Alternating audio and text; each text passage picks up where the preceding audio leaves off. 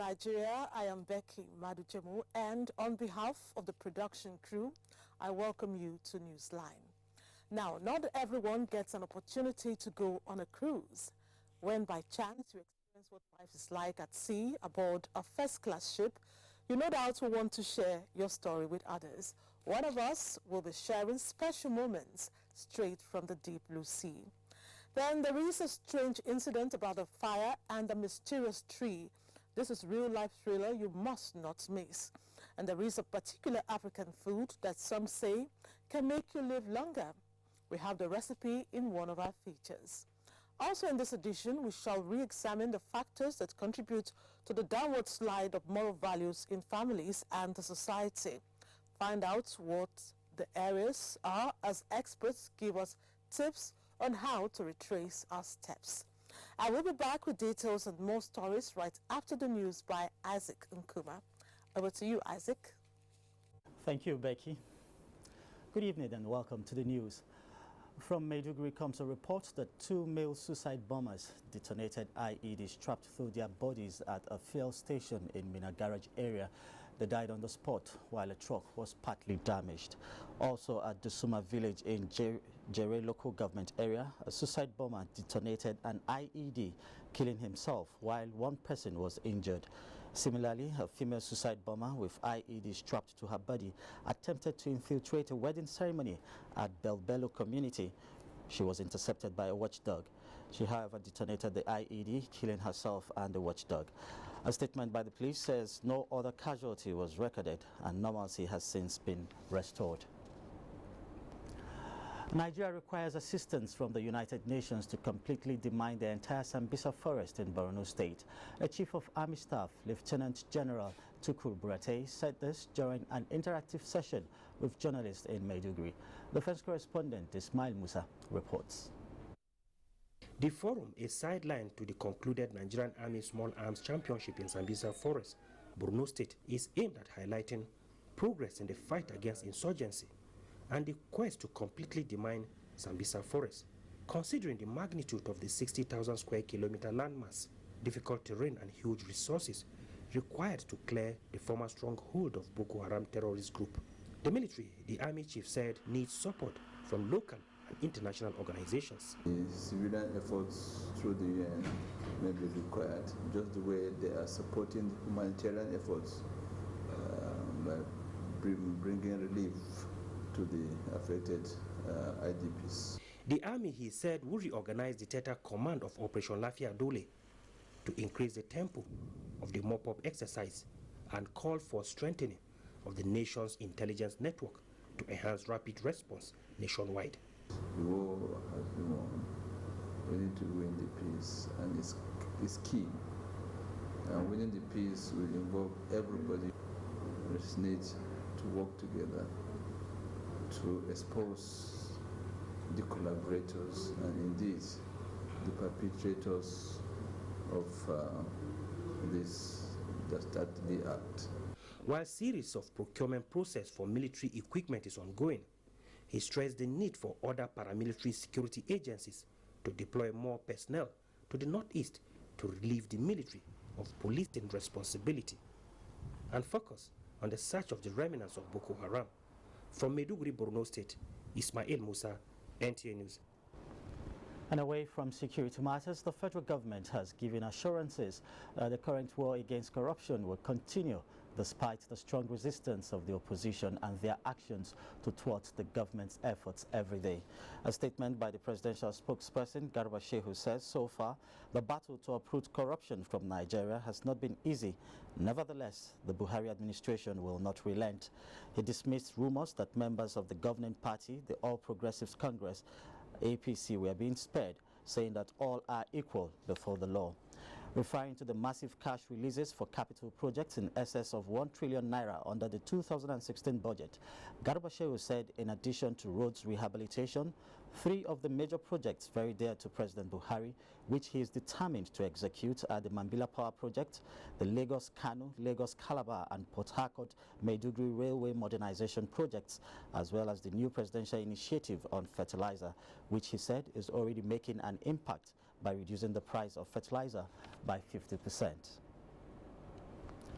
President Muhammadu Buhari has congratulated Juju and gospel music maestro evangelist Ebenezer Obey on his 75th birthday, which comes up on Monday. In a statement by the special advisor to the president on media and publicity, Femi Adesina, it says President Buhari described Ebenezer Obey as a veritable ambassador of Nigeria.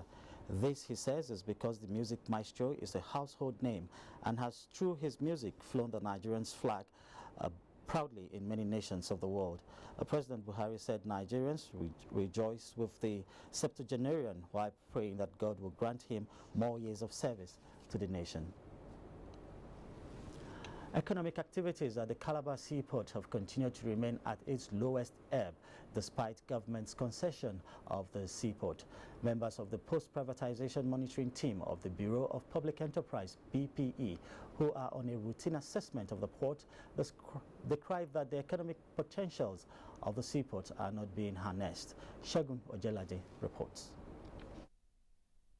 The Calabar port, established over 3 decades ago, was designed as a commercial and business hub to serve states in the northeast, north-central, southeast and south-south regions of the country. But this has remained a dream as the channels of the Calabar River is too shallow to allow bigger vessels to berth at the port. To enhance the potentials of the port, government, through the Bureau of Public Enterprises, BPE, concessioned the port to 3 private companies. Even at that, the Calabar port remains largely dormant. We've interacted with the port operators. The major reason they've not been performing as we covenanted is that the Calabar Channel has not been dredged. Realizing the importance of dredging the Calabar River, the Nigerian Ports Authority, NPA, appointed Calabar Channels Management, CCM, in 2013 for a 15-year continuous dredging of the river. CCM mobilized 2 massive dredgers from the Netherlands, which worked extensively on the channels of the river until the work stopped in 2014 due to non-payment of the contractor. They came up with this idea of having 3 channel managements. But today, the Lagos Channel Management is working, the Bonny Channel Management is working. It's only the Calabar Channel Management that is not working. It's all intertwined with one problem or the other. And the concessionaire is holding on and looking up to government to maintain the spirit of the concession, which federal government had said they were going to do the dredging. And so he is not investing because he's waiting on federal government to honor her obligation. Federal government has awarded a contract for the dredging to commence. We expect also that federal government will continue with this dredging. The handful of terminal operators who interacted with BPE post-privatization team lamented the lull in activities and the huge revenue loss to government. The only way, they say, is for government to complete the dredging of the Calabar channels. In Calabar, Segun Ojelade, NTA News. For Africa to achieve its 2024 Science, Technology and Innovations agenda, governments must pursue new funding alliances with the private sector for investment in human and institutional capacities development. This is part of recommendations contained in the 2017 African Capacity Report on Science, Technology and Innovations. Chimdema Ndubisi reports.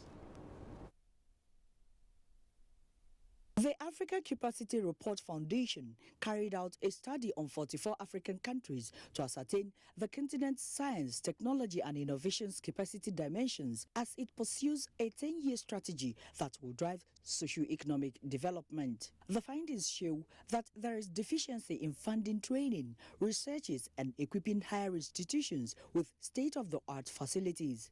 This results in the emergence of low-quality science graduates. The study also indicates that with 75% universities enrollment in social sciences and humanities fields, as well as few female enrollment in engineering, there is a huge shortfall in the number of needed engineers and agricultural scientists. We produce a lot of the research publications, but many of those publications don't necessarily translate into technology that can be used or things that have value for the development of the economy.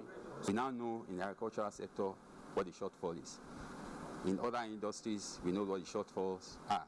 And then we will now begin to tailor our training opportunities to direct people to where those opportunities lie.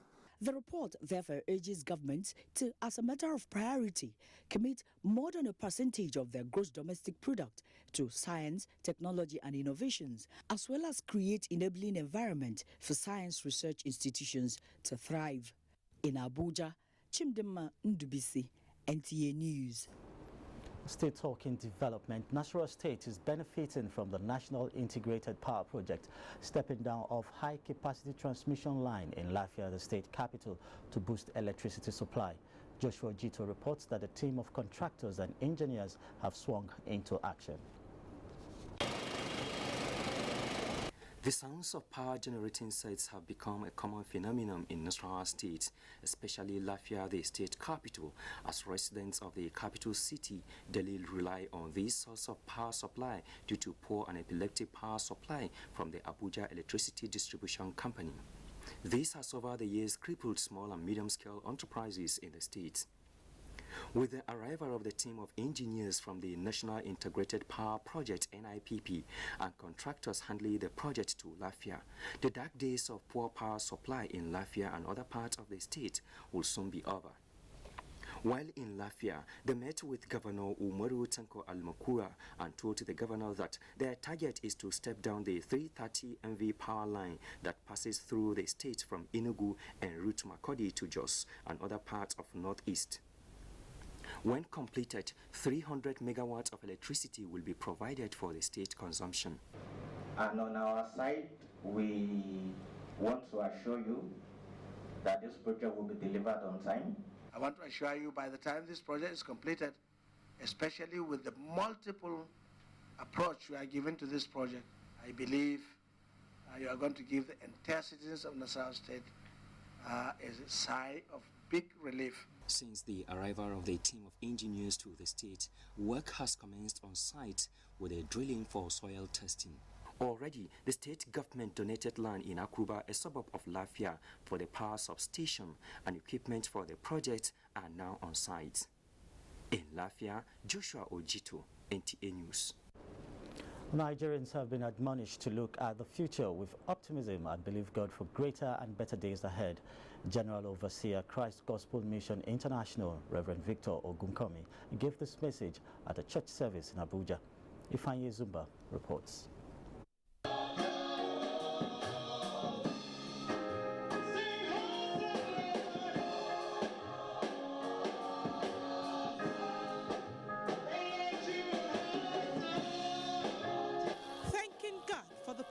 To see the second quarter of the year 2017, Reverend Ogukame, taking his text from the book of Genesis, said April is a month of digging deeper into positive imagination. Any thinking, any idea that runs contrary to the purpose of God for mankind is negative imagination. And the things we imagine determine the future we live. In other words, you are creating your future by your imagination today. Let's enjoy what is in today in preparation for tomorrow. Those who live in today forget there's a tomorrow and they start comparing themselves by themselves and start ascribing to be like others rather than thinking of the future, that one day I'm going to give account to someone greater than all, the one who created me, that what did I do with the talents given to me, the opportunities given to me. Prayers were offered for God's mercies upon his people, the leadership, and the country at large. In Abuja, Ifeanyi Ezumba, NTA News. And sports now, Plateau United returns to summit of MPFL with 32 points from 17 matches as Jeb Kozje breaks 4 records to win Prague Half Marathon in the Czech Republic. Amanzi Marcos tells us about this in the sports update. 25 goals were scored in 10 Week 17 Nigeria Professional Football League matches decided Sunday, with Eyimba earning the 3 points with a 2-1 win over Enugu Rangers. Gombe United beat Rivers United by a lone goal, as Shooting Stars of Ibadan lost 4-2 away to Aqua United of Uyo. Meanwhile, filtered to us that a tree in the ancient town of Badagry went up in flames without anyone setting fire to it. That apart, we were told that efforts by the fire service to put out the flames were futile as the fire raged more fiercely. That is not the only strange thing we heard about this mysterious tree and fire. So Jane Ojukwu was put on the road to Badagry to find out if what we heard was true or fiction. Here's a story. High Chief Onuose Kogbawa I, the Jangen of Badagry, is the traditional ruler of Awanjigo. Awanjigo is a community in Badagry Kingdom of Lagos State. As the Jangen of Badagry, Onuose Kogbawa is the custodian of that community. He says the Iroko tree, which is not less than 250 years old, serves as a shrine for the people of Jangen. Every 9 days, he says, the people perform traditional rites to appease the gods for peace in the land and protection of the indigents, known as the Wedas. How the tree ignited itself, was in flames for days, and yet its leaves did not get burnt, remains a mystery. It got burning seriously to the extent that, yes, I don't have to do any of that thing rather than to invite the Lagos State Fire Service. They tried all their possible best, spraying the water. But what really happened there was that there were some trees, there are some leaves cover the body. I can term that leaf as a defensive to it. It is never Iroko tree leaf. People who call it Iroko tree leaf, they are very wrong. It is afomo. When Yoruba call it afomo, they cover the tree. They say that when those people spray the water, these leaves, they defend the water not to get to the body of the tree. And as such, the fire was just burning. This, we are told, is not the first time that this phenomenon would occur in Awanjigo. We caught fire, first one in 70s, second one in 80s. The third one happened on 19th of March 2017, precisely 6:58 on Sunday. When the news came to me, the first of all witnessed the smoke. When they saw the smoke, they came to me that, Daddy. And when I got there, know that at the top, the first one, the second one always happened at the top. But this very one happened at the center, at the middle of the tree. But what does the Iroko tree signify? In culture here, we find it very nice that, yes, to pour in libation there. That's belief of certain area. But when they do this, automatically there must be peace. So, and we have inherited it and we cannot abolish it. We can't leave it. 5 days after the mystery fire, smoke was still emitting from the tree after the fire was finally put off. Strangely, the weeds around the tree and the fence a few meters away, which under normal circumstances should have been affected by the fire, were not. Also, a telecom mast and a mango tree meters away were not affected by the inferno. Given the enormity of the inferno, the question everyone is asking is, will this Iroko tree of over 2 centuries finally wither and die? I cannot say precisely, that is going to be the end of the tree or the tree is going to grow. All I know is that the body, the remaining of the tree still remain there, that we are still going to be performing all our traditional rites there. The world is a mysterious place, true that. Let's proceed. When researchers want to know anything about northern Nigeria and the various aspects of its culture, there is one location in Kaduna they would definitely head to. It is a structure in whose bowels are the rich history of the people not living out their cultural heritage. Austin Ayebe in Kaduna went in there, and it is with nostalgia that he tells us about it in this report.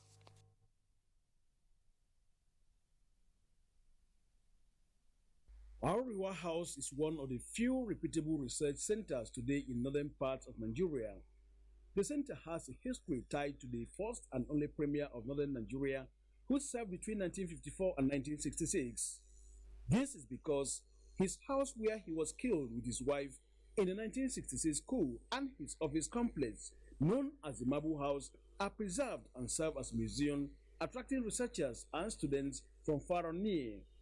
The culture, everything, the heritage, everything that's been left here, that it has done as history for this country. Like an history house, because Arewa House too is always there, so it's like a museum too. You can come and see and you learn a lot of things.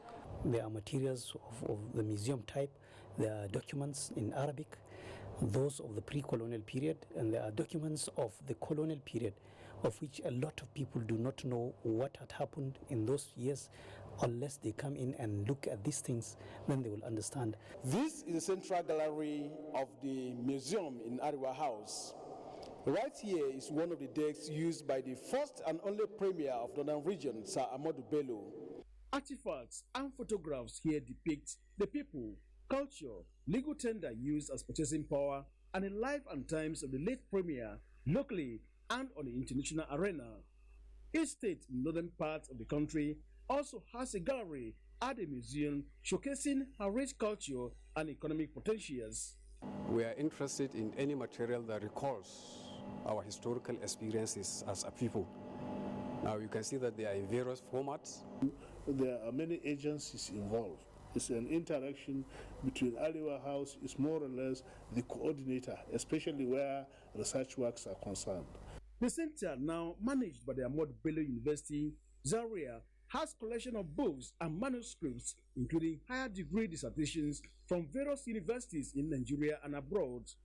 These collections are further strengthened by a rare collections of Arabic manuscripts, which are in the process of uploading online so that people can have easy access. I have more than 20,000 collection of these Ajami Arabic manuscripts.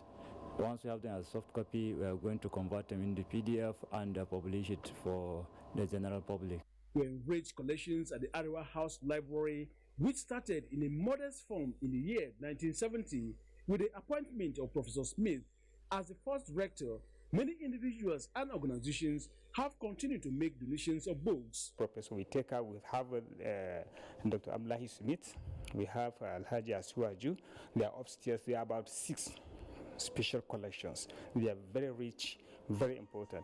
The current director of Arewa House, Professor Sule Bello, says apart from making the center a rallying point for the people in the north in terms of holding conferences, their primary concern is to continue to procure, preserve, analyzing and discussing issues of national and international interest, particularly as they affect the development of northern Nigeria. In order for us to progress, it is very important for every unit or part to actually establish these very important historical agencies as our memory bank. And that as we now have this in the north, I know that there is something to do with Awolo and the western region in the west. Similar thing, I think, in the east and in many other places.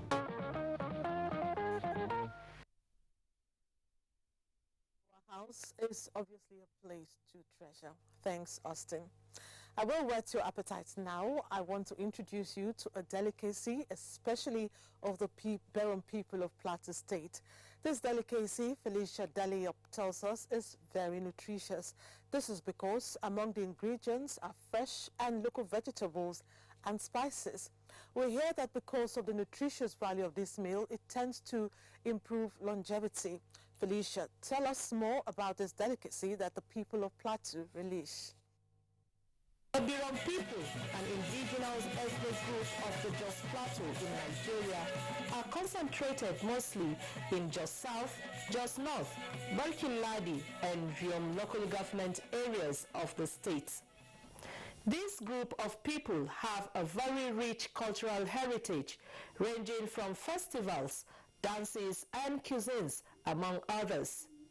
Of interest here is gote, which is traditionally called tere, a local delicacy that is highly relished by the Berom ethnic group, as it is a staple food of the people and a delight at every occasion and festival of the land. To prepare the traditional gote, one will need a combination of various local vegetables and spices like jehel, manzeng, nsine, neb, shat, pial, and chun, which is acha in Hausa. Locally, the dish is served in calabash and enjoyed with bare hands. This delicacy, some Birom elders explain, is the secret behind the strong, youthful nature of the Birom people, especially as they advance in age. Surprisingly, in modern science today, we are told to eat fruits and vegetables. And gote is basically, both of it, the ingredients is vegetable. You add acha a little, but it's watery-like.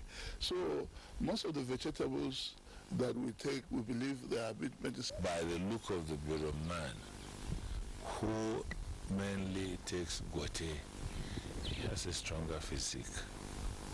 He has a more healthier looking physique.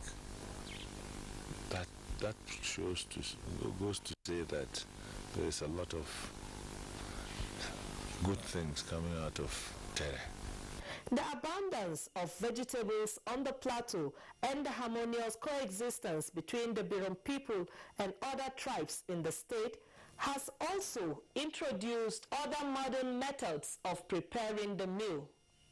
Instead of using only the traditional leaves, one can also use spinach, sorrel, carrots, green beans, tomatoes, garden eggs, lettuce, spring onions, cucumber, among others. This rich combination of a variety of vegetables have made all and sundry partakers of the delicacy. The vegetable they are putting for this gote is make person healthy. True, I like this gote.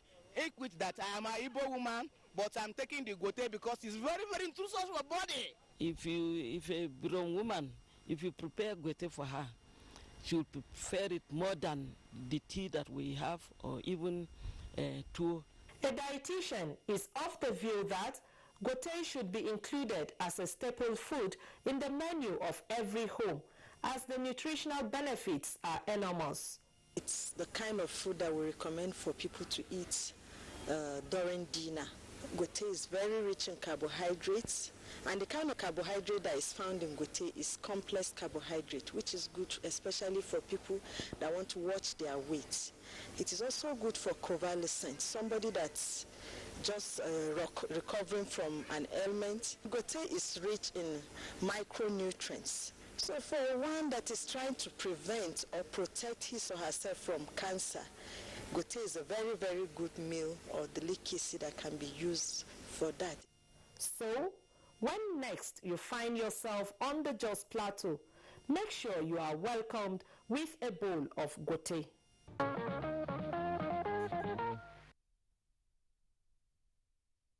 live long, hence we must join the Birom people to partake of that delicacy.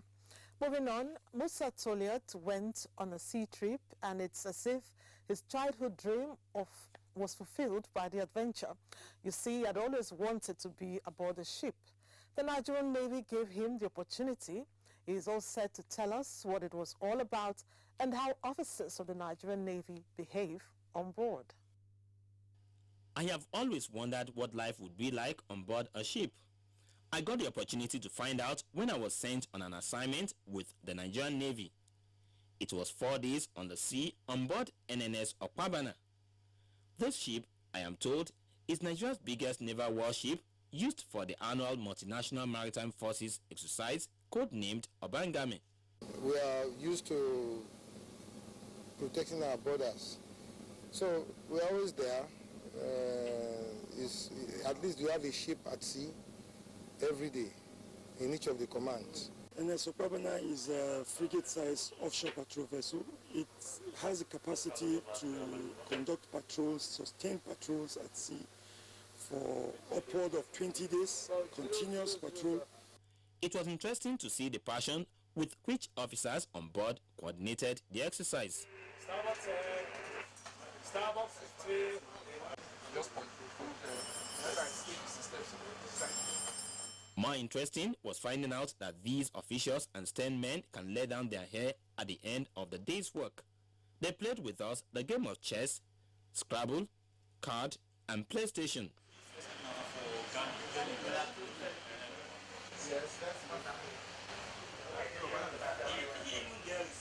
At the beginning of a new day, the Navy starts with what they call piping. Calling hands, calling hands, calling hands. Awake, awake, awake. Rise up and shine, spare up your bunks, lash up and stop. With that call to wake up, no one can have any excuse to wake up late. Being on the sea for days may require people on board to work out. NNS Okpabana has a gymnasium for that. We have a sick bay. We have officers and senior rates and junior rates messes. So it's essential that the personnel are fit and they are healthy. Then there is a barber's shop to attend to the growing needs of whoso desires, and a mini-mart should anyone wish to buy a thing or two. There is also a laundry and a kitchen. After 4 days of what can rightly be described as an adventure, NNS Okpabana, with their Bangame mission accomplished, headed back to Lagos. The journalists on this sea trip with me expressed their feelings. It's once in a lifetime opportunity. Ordinarily, as a journalist, you can't go and write the Navy that you want to board their ship and they'll give you the permission. No, they won't give you. So when you come, as a journalist on the beat, when you come on board the ship that is sailing, you get better workings of the Navy. It's wavy. There's a style of working. There's a style of standing. You don't eat too much here. Water will run for like 5 minutes, and after then by 7, breakfast, 12 o'clock, they call it dinner, while we call it lunch, and dinner time they call it supper. There was no segregation in terms of how we are treated and all of that. That's one memory for me that I think will linger for long.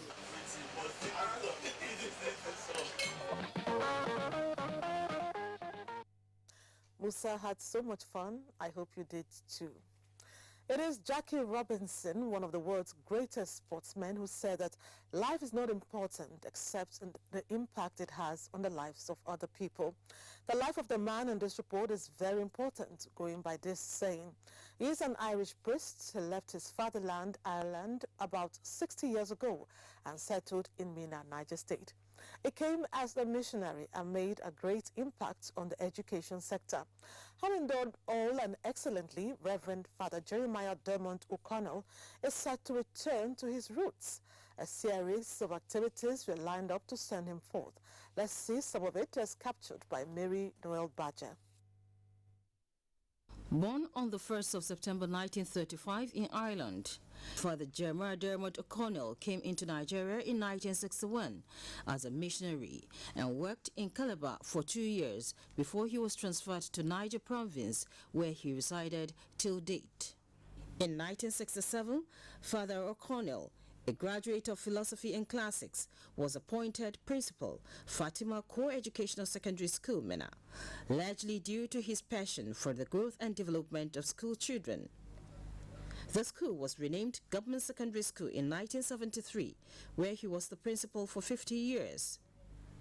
Having decided to retire and return to his home country, Ireland, Father paid farewell visits to his associates, key government officials, religious and community leaders, with emotions running high as they bade him farewell. For all that you've done for this nation, thank you very much. Thank you very much. The farewell visit of Father J.D. O'Connell, as fondly called, to the Emir of Benin, Umar Farik Bahago, was phenomenal as the Irish priest, a renowned, unique, quintessential, passionate and exceptional educationist, was turbaned as the Jagaban Ilimimena, meaning promoter of education, by the Emir. All the people visited went down memory lane and appreciated Father O'Connell's selfless service, not only to Niger State, but to the country as a whole. Having equally served as a priest for over 6 decades, the church also celebrated Father O'Connell by organizing a send-forth mass that attracted politicians, diplomats, and priests. He spent his life with us and for us, educating people. They brought all that is good about our country to share with the people of Nigeria. Father gave us the very best of his life, We saw him as our father because the school is usually the extension of the home. It's a big shoe. With the experience I have with him for over 16 years. Well, I praise God for everything. Father Jeremiah Dermot O'Connell, who distinctively played his part for over half a century on the old students, in turn organized a grand farewell reception under an atmosphere that was enchanting and captivating, having brought together Nigerians from diverse backgrounds and characters who have equally distinguished themselves in their choice of careers. We are happy because we have seen somebody who has stayed for a very long time, build our educational system, contribute to our educational development. If there's anybody that deserves to be celebrated, it's Father O'Connell. Without him, I don't think Mina Emire would have witnessed the advancement in education that it has witnessed. So whatever we become today, it is God's wish, but the credit will also go to him. I just say it's just awesome. So in him we see what we can emulate, and we thank God that we pass through him. Just like Father knew his students by name, so also the students studied his way of life, which was displayed in a drama depicting the life and style of Father, right from his early days to the present. These attracted a standing ovation as the school's courtship also thrilled the audience.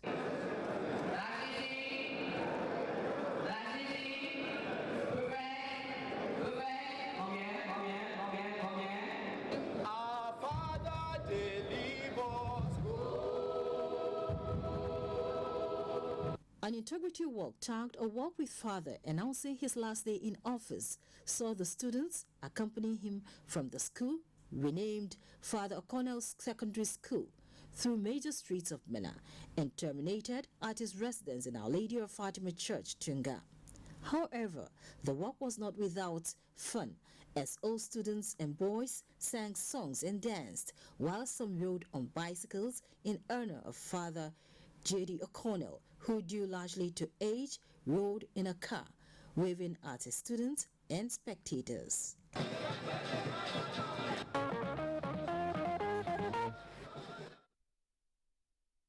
Best to Father O'Connell as he begins another chapter in his story.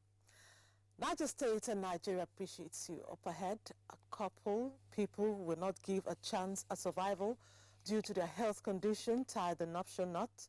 Stay on the line for that and other interesting reports after this timeout. All right. When the kings of African comedy gather under one roof, there is only one outcome. Then we bring down the roof.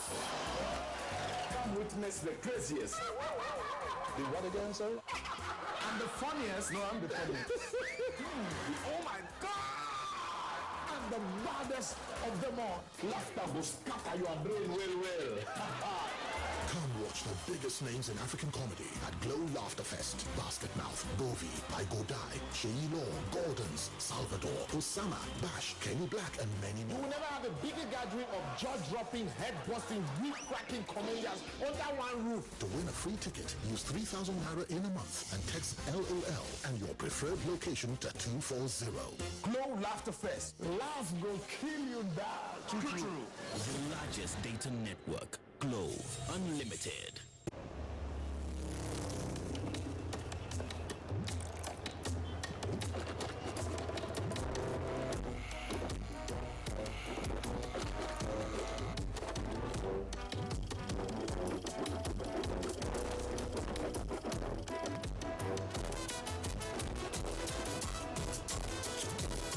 Chlorets chewing gum neutralizes bad odor. It doesn't just disguise them, it gives you real minty breath.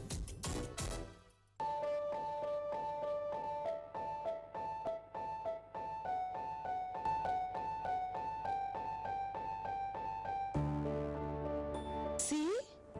That's it? F. C. But she's academically so good. Could have been better. My grade, fitness F. Emotional well-being, E. E? I want you to play with me until you get tired. Mom, I want you and the baby to be healthy. Promise. I'll eat healthy foods, okay? I love you. We will always play together and we will be champions.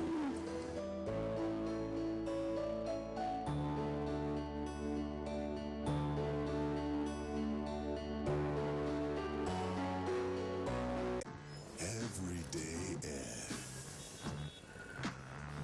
Ordinary air. And then there's TomTom Air. There's air, and then there's TomTom Air. What are you breathing? New TomTom 5-piece pack.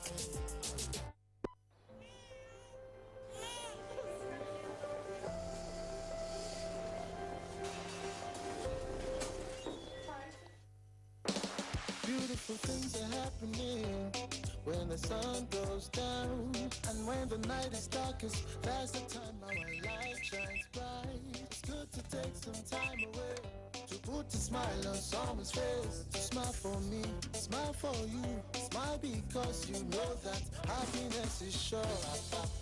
Let your joy be more. So everywhere you go, you can make your laughter loud. You don't have to be there to make your presence felt. No matter where you are, we can be together in love. Together in love. Together in love. Happiness is sure. Let your joy be more. So everywhere you go, you can make your laughter loud. You don't have to be there to make your presence felt. No matter where you are, we can be together in love. Together in love. No matter where you live, together in love. No matter where you are, together in love.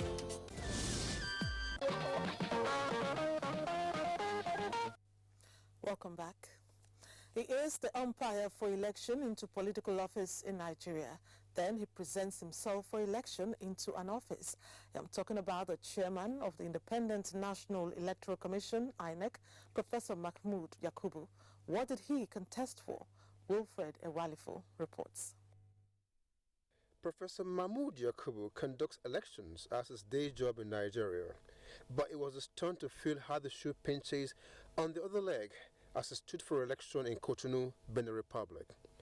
It was for the position of president of ECONEC, the body of electoral management agencies in West Africa.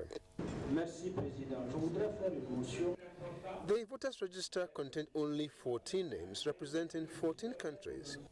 There was no need for a card reader, and the only biometrics needed was confirmation that you were the true representative of a member state. 3 of 14 countries wanted the position of president, so the usual political intrigues played out. Much of the campaigning had been done behind the scene. These election professionals were, however, not quite keen on conducting an election. They preferred that a president emerge by consensus. So, a timeout was called for the candidates to talk to themselves. At the end, Professor Emmanuel Tiendo of Benin Republic, as a good host, chose to step down. But sitting next to each other, Bakari Fofana from Guinea-Conakry and Professor Mahmood Yakubu of Nigeria decided that the popular vote should count, and it did ultimately.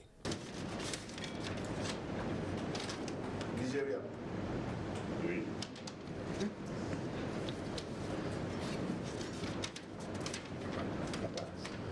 Nigeria.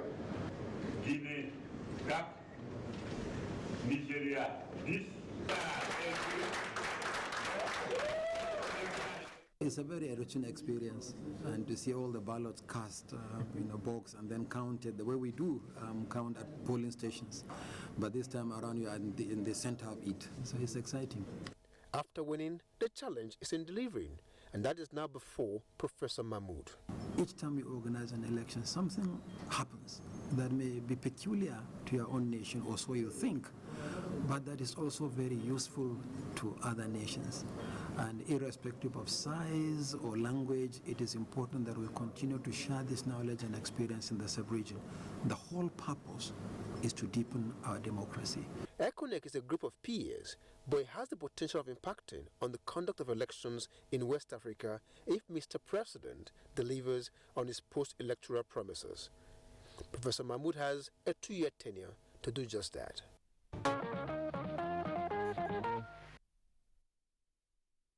We say more grace to Professor Yakubu's elbow. Moving on, when the National Youth Service Corps was established in 1973, it was to develop common ties among Nigerian youths, promote national unity, and improve social and cultural integration. These objectives have been achieved by 2 youths of different ethnic groups. They found each other in the same location when they obeyed the call to serve their fatherland. They ended up falling in love, and 3 years down the line, they tied the nuptial knot. Chief Dimma Ndubisi will tell us about it.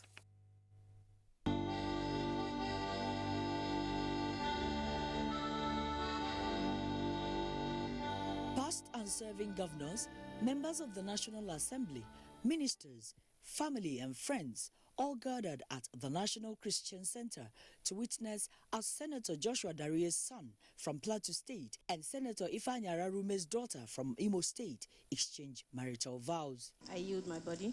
To you. To you. All the currencies of the world. I endow you with. I endow you with. In the name of the Father. In the name of the Father. And the Son. And the Son. And the Holy Spirit. And the Holy Spirit.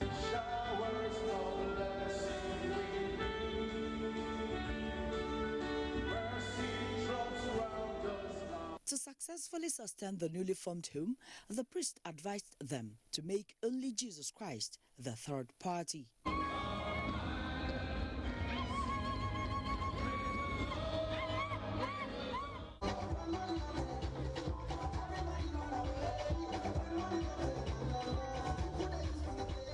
As the couple embarks on this journey of a lifetime, they say they are poised to support and complement each other in the pursuit of their lifetime goals. I see a lot of love, I see a lot of support, I see a lot of care. She's strong, she's intelligent, she's driven. This marriage across the Niger exemplifies Nigeria's unity in diversity. At that, there is high optimism that the cultural merger will build bridges between the 2 ethnic groups. Today, Imo River is flowing on the plateau. Keep to the pledges that you made voluntarily. In 52 years, please invite me and I will attend your anniversary. God had made it possible for 2 of them to come together. We made this marriage to endure. It is our desire that their marriage will be blessed with very good children. My prayer is that they will fear God, they will make God the guest of their home. I want to encourage these mixed marriages because it is going to unite this country and make Nigeria a great nation.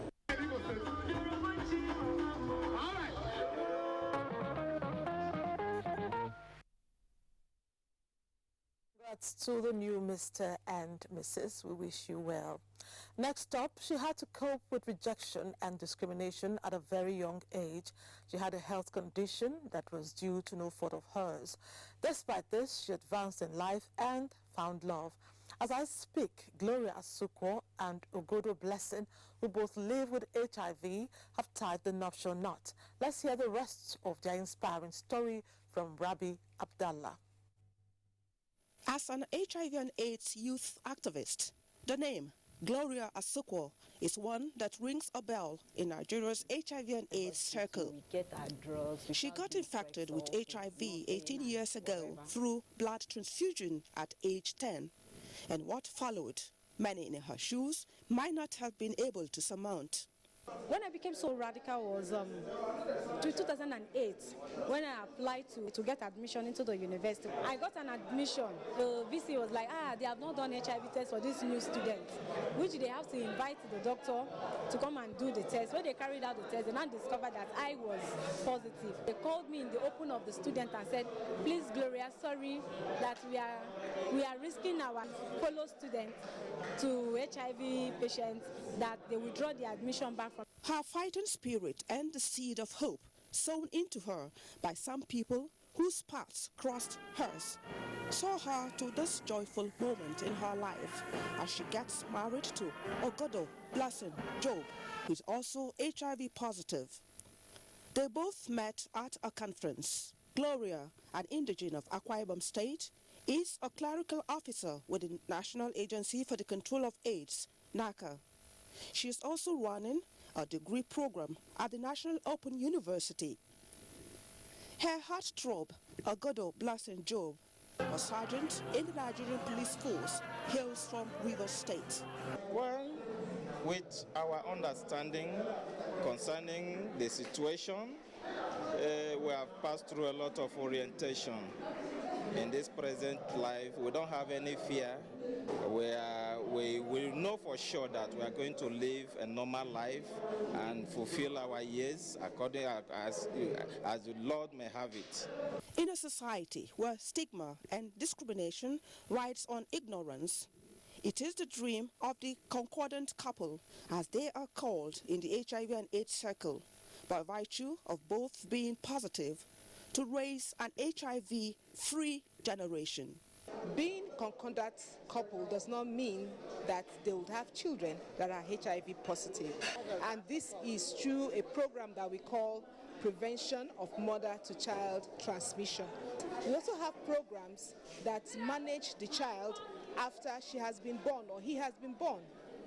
And within a period of 6 weeks, we will test the baby to be sure that there's no HIV in the child through a process that we call early infant diagnosis. If you are living with the virus or you have any challenge in life, don't just take it. But I was, taken aback reading stories about people committing suicide. It doesn't really worth it. She's married today, and we are looking forward to also celebrating her baby coming. Because 9 months' time, I guess. 9 months' time, by the grace of God. Gloria, how many children do you look forward to having? 2, girl and a boy, so that I can give them best education.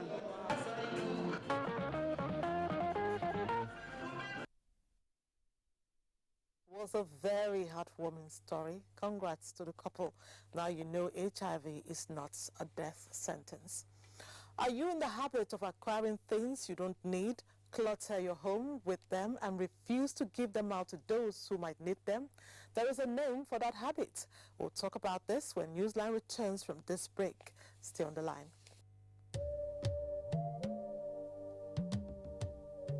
From what we have seen, we have the capacity which we can rapidly develop or feed in ourselves.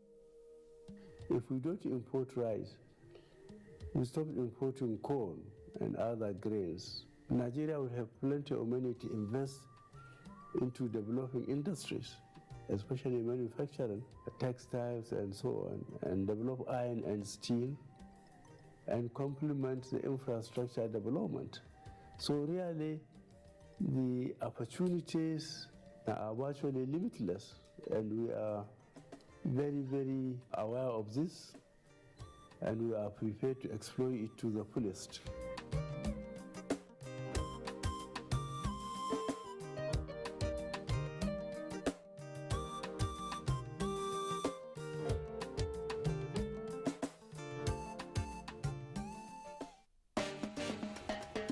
You start fresh every day. But during the day, it's natural for odor to creep back in. That's why you need Rexona Roll-On with Sweat Guard after every morning shower, to keep you feeling clean, dry and fresh every day. So you always pass the freshness test. Rexona, it won't let you down. The National Agency for Food and Drug Administration and Control, NAFDAC, is working to ensure access to safe, good quality essential medicines with the World Health Organization pre-qualification of Made in Nigeria pharmaceutical products, stiffer penalties for fake drug offenders with a review of NAFDAC laws, national, regional, and international collaborations, cutting-edge technologies, including the mobile authentication service. NAFDAC impacts upon everything we do, including water we drink, the food we eat. They are important organs to the development of this country. And everybody should come out and join them and support them and help them to achieve the greatest benefits and success that they need to record. Let us support NAFDAC to win the war against fake drugs and other unwholesome regulated products. NAFDAC, safeguarding the health of the nation. From the south-south to the northeast, southeast to the northwest, southwest to the north-central, the Future Assured project and its component, Get Involved, is restoring hope to millions of Nigerian women and children. We are actually doing a lot under Future Assured, the program of Her Excellency Mrs. Aisha Muhammad Buhari. And I believe what we are doing so far is impacting positively on the lives of women and children in Nigeria, particularly those in the internally displaced camps across the nation. Get Involved supports the Future Assured initiative. Email programs@futureassured.org.ng. Future Assured, promoting and protecting the lives of Nigerian women and children. Yes, so no be only government go stop Lassa fever. Now everybody go put hands together to stop Lassa fever. We don't the years once more to say Lassa fever don't use style resurface for some part of this country them. But the Federal Ministry of Health say make you no panic. Now so they clean our house all the time. We chase rats come out, and if rats don't mood for our house, Lassa fever don't come out be that. Lassa fever get two symptoms. One are early stages where they bring fever, sore throats, vomiting, diarrhea, joint pain. The second stage in our bone and now they cause bleeding from the nose, eyes, spectrum. It go even they make blood to the commode from private parts, even cause swelling genital. Make we stop to the shop rats. Anywhere we rat fit enter our house, make we block her. Don't forget say division of the universal health coverage. That to see say everybody they can pay. Our Oga President Mwame Buhari want everybody make we stand the bar. Yama no good for us, so he invite her. Sweat where they come up from person where get Lassa fever. Fit transfer the disease from one person to another. If you suspect any fever, we don't treat it with better medicine and you no go quick, or you suspect any person where get Lassa fever, make you go any health facilities where they near you. Lassa fever must go. Now all of now go give them red card. Now Federal Ministry of Health bring on this message. Following the approval of the whistleblowers policy by the Federal Executive Council and its launch by the Minister of Finance, Mrs. Kemi Adeosun, patriotic Nigerians have been making inquiries on how and where they could deliver information that could lead to the stopping or uncovering of fraud to the appropriate authority and answers to frequently asked questions. The Federal Minister of Finance has therefore dedicated a telephone line for receiving SMS, a whistleblowers portal, and an email address through which members of the public who volunteer to disclose information about a possible misconduct or violation could deliver such information for the attention of the team dedicated to process such information. This message is brought to you by the Federal Ministry of Information and Culture. Glad to have you back. If you are a visitor to Port Harcourt City, the capital of Rivers State, one of the sights to greet you is that of long queues of people at banks waiting to make use of the automated teller machines ATM. Cordelia Okoma tells us that anyone who uses the service of the ATM in Port Harcourt automatically adopts the middle name Patience. From AM to PM, no matter how early or late it is, from Monday to Sunday, you'll find the queues. The situation is so bad that sometimes even a simple task of attempting to make an inquiry from the customer care unit of a bank can take well over 1 hour. More often than not, the queues outside are the spillover of the crowd inside, especially when the ATMs are not functioning. Some say it is because there are not enough banks in certain areas of the metropolis, with several business outlets around. Another major challenge which NTA gathered is that from Location Junction, which is at Umboba, through to Choba, the university area, A distance of about 15 kilometers, there's only just one bank functioning. The next 3-4 hours, I'm not sure that I will get to that. And if money finish now, you won't even, as I'm standing here now, I'm not even sure that I'll get money. It affects our sales for the day by not selling, because we'll be in the bank. The time that we're supposed to be in the store, we'll be in the bank. So that the thing affects us. But sometimes they will have 3 machines, only one will be working. I guess in some circumstances that's a way of trying to shield they are not having enough funds in the bank. If you are encouraging a cashless economy, then you should put in place, okay? Again, this is an issue of policy which central bank can take up and give proper directives to the banks to make sure that they put ATM in public places, especially markets. Another school of thought says it is as a result of the demands of constant transfers of money by those engaged in the internet money businesses. One thing is for sure, that is the fact that these queues are not about to disappear anytime in the near future, going by what the people themselves say.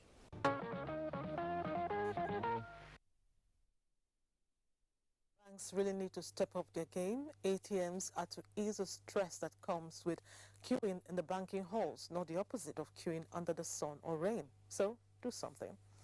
It appears as if no matter the rules and regulations government put in place for people to abide by to make life easier for all, some people still go all out to frustrate implementation efforts. In Lagos, some people are guilty as charged. You'll see what I mean in this report by Musa Toliat. Over the years, the Lagos State government has taken various steps to address the socio-economic challenges in the state. In 2012, Governor Babatunde Fashola enacted the state's traffic law to curb the excesses of road users and the abuse of traffic laws. However, years down the line, enforcement of an aspect of the law which prohibits the operation of commercial motorcycles on 475 highways and bridges appears to have fizzled out. This is because commercial motorcycle riders are back on the highways with flagrant disregard of the law. The activities of touts and extortion at bus stops and motor parks have not ceased despite the enactment of the traffic law. The state government also banned begging of any form across the metropolis. But today, the beggars are not only back on the streets, some beg with babies and underage children, especially on highways and bridges. Earlier, Newsline beamed its searchlight on the suicidal tendencies of some youths in Lagos who skate on highways. The state government reacted immediately. They cannot skate on the highway. I implore all parents to call their children and their wards to order. We will arrest them and we will bring them to the law. But again, enforcement lasted only for a while because skating has returned to the roads. The seeming inability to sustain enforcement of the law, Lagos residents say, is a source of concern to them. The public should think twice and ensure that laws are obeyed. There are also informed opinions on the matter. We are yet to attain that level where law is supreme. You find a situation where very few officers take care of a large number of issues. We need logistics in terms of patrol vehicles, we need tow trucks, we need ambulances, and we need enough fund to fuel our vehicles. I think it is high time Nigerians start thinking of having a road safety trust fund. Those vested with responsibility of ensuring that the law is enforced and complied with say the situation is not as bad as it is being painted. The issue of use of phone while driving, it was so rampant. Yes, it is still there now, but if you go and do an observation survey and see the percentage of compliance, you see that we are making progress. They, however, acknowledge that there are challenges. This is the economic epicenter of this country, and which makes it a little bit different from other states. We have been having a lot of series of challenges here and there, but the most important thing is that with the present architecture in place, we're able to surmount most of these challenges. Some respondents, however, believe that effective implementation of the law and compliance can be realized if social security is enhanced across the metropolis.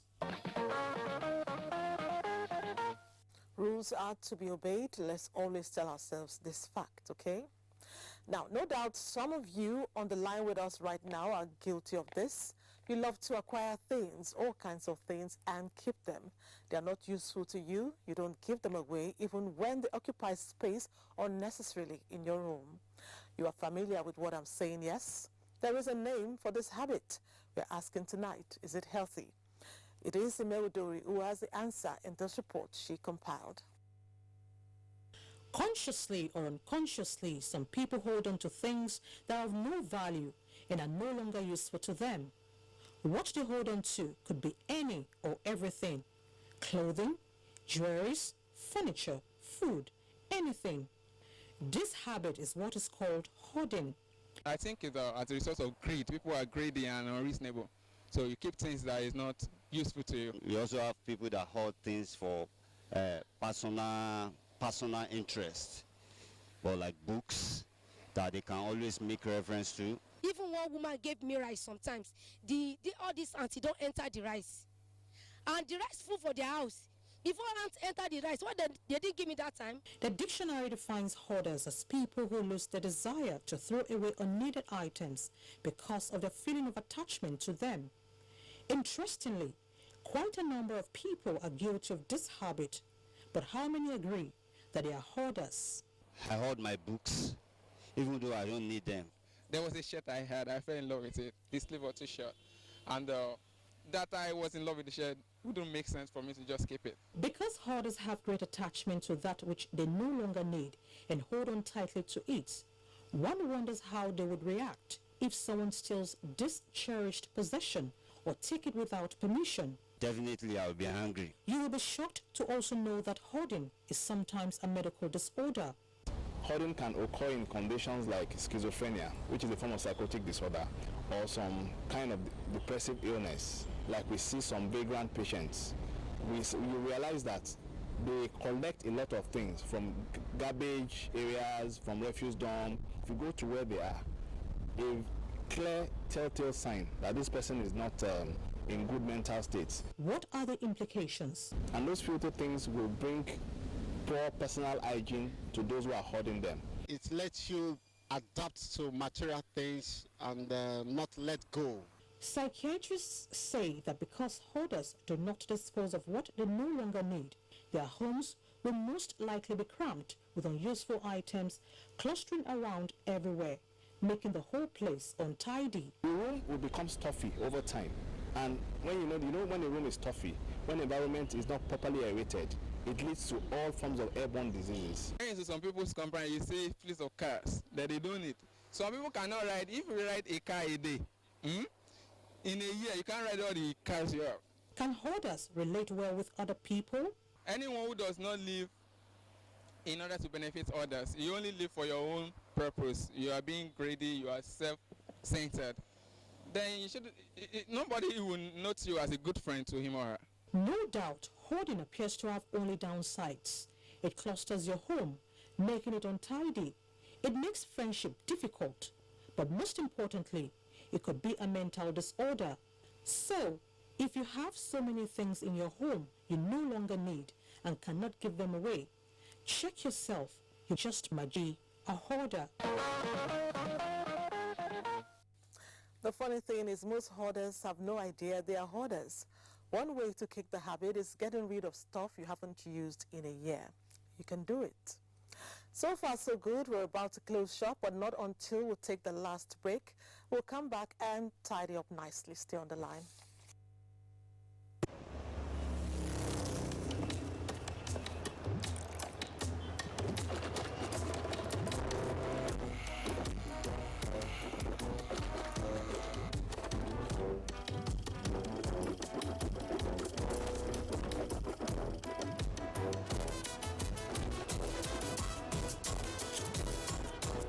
Chewing gum neutralizes bad odor. It doesn't just disguise them, it gives you real minty breath. It's finally here, the most anticipated sports show on live television, featuring great sports icons from ex-internationals to famed journalists and administrators. It doesn't come bigger than the Sports Parliament. Be a part of the biggest sports talk show on television to help chart a successful path for Nigerian sports. 11 p.m. to midnight on Thursday on the NTA. Sports Parliament, where the eggheads converge. Nigerians. Suicide bombers are not spirits. They are not ghosts. They are human beings like you and me. They live amongst us. They are your neighbors. They are your friends today, but terrorists tomorrow.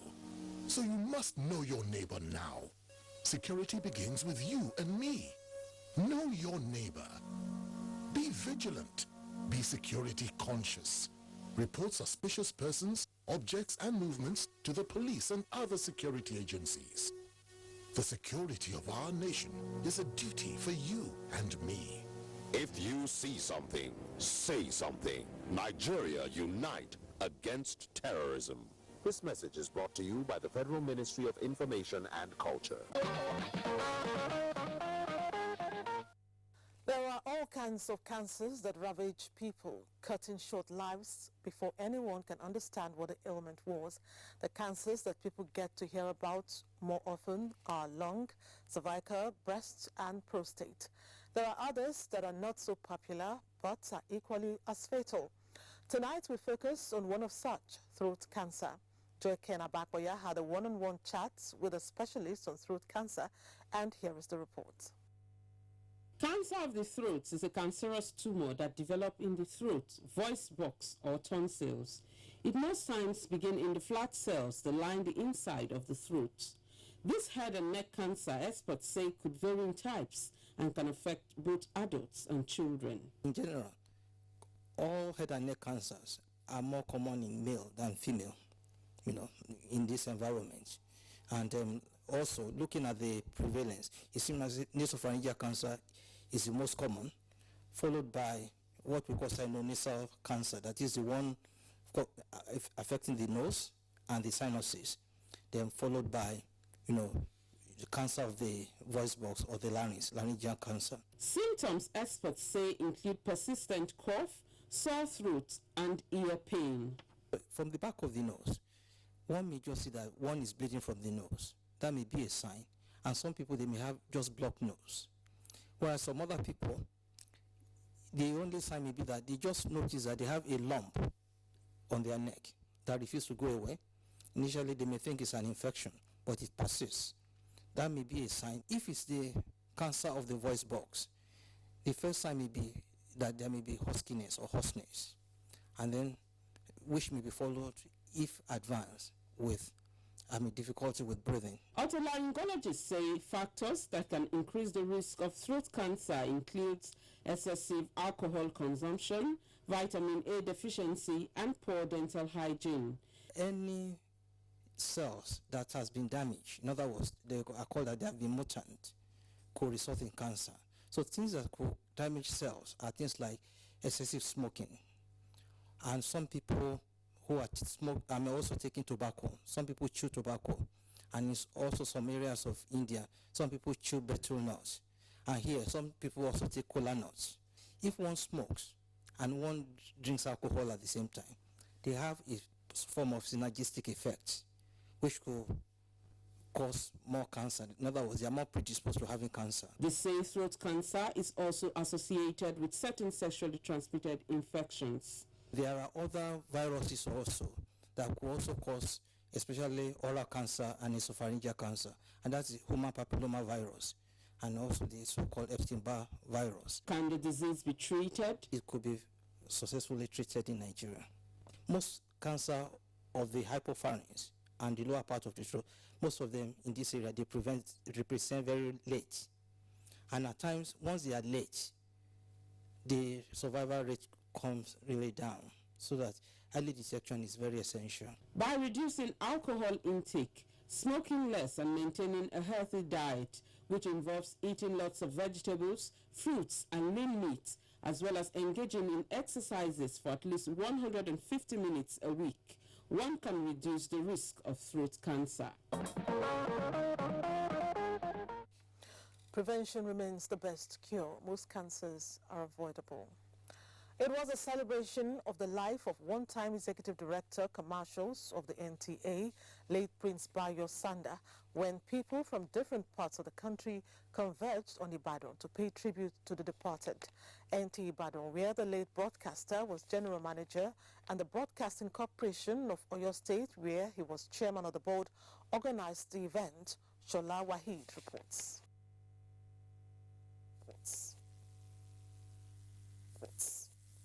Of life and times of the great broadcaster and politician. It all began in NTA Ibadan, where his colleagues, veteran broadcasters and theatre artists paid glowing tributes to his exemplary professional practice as TV producer and later general manager NTA Ibadan.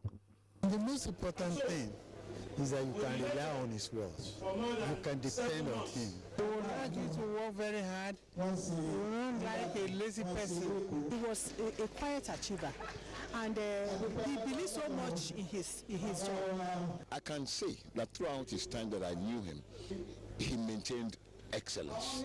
The gathering of friends, families, and colleague broadcasters at the Baptist Church Ishokun, Oyo, for the funeral was impressive. Archbishop Ayo Ladibolu, who delivered the sermon, did not mince words in advising the gathering to use their resources and positions to impact the lives of the people positively while they are alive. We don't know who is going to be next, and God expects us to be ready. Late Bayo Sanda was indeed well loved by those who have had contact with him. And I was able to balance both. He was humble and he was a great man. It was a symbol of humility. He has been counted as part of Ibadan because he displayed true Yoruba cultural traditional values. Has passion for all his people, whether close or distance. Legacy Baba left behind is that of a humble person and humane boss. We knew him. He was good. He had the perseverance, godliness, integrity, hard work, and forthrightness. Prince Adebayo Sanda rose to the position of Executive Director Programs before leaving NTA and was two-time Chairman of Board of Directors, Broadcasting Corporation of Oyo State, BCOS. He died on the 5th of February 2017 at age 80.